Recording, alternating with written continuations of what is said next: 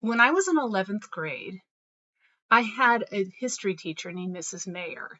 Now, Mrs. Mayer was well known at our high school, and she was known for being a really good history teacher. She was also known for assigning anywhere between 35 and 55 definitions per week, which were known as terms. Mrs. Mayer and her terms.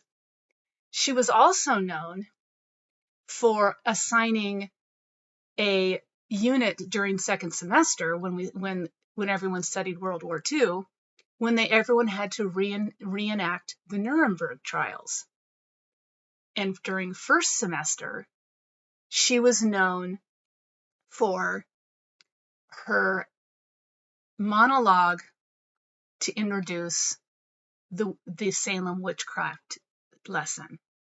So I guess that's not 2 things, that's more like 4 things.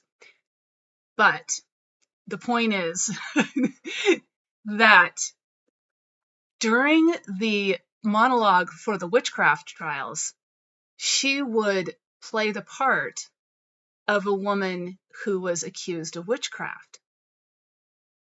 Guess how many of Miss Mayer's terms I remember from 11th grade? I'll give you a minute. You're right. None. Guess how enthusiastic I was about doing that homework week after week after week.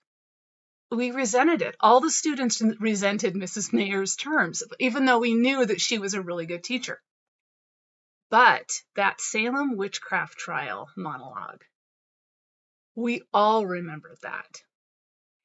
I can still see Mrs. Mayer coming out of a closet from the back of the room and starting her monologue and introducing herself as Sarah Good.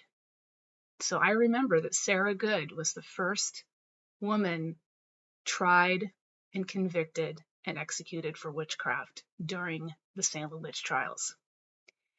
And because of that very unique way of introducing, a very dark period of history, I was kind of bummed that I didn't have her for second semester and I didn't get to be part of the Nuremberg trials reenactment, even though I know it was a lot of work. So that is a reminder to me of how powerful stories are. Mrs. Mayer was using fiction techniques. She was using dialogue. She put herself into a character. She didn't just come out with a bunch of facts. She told a story.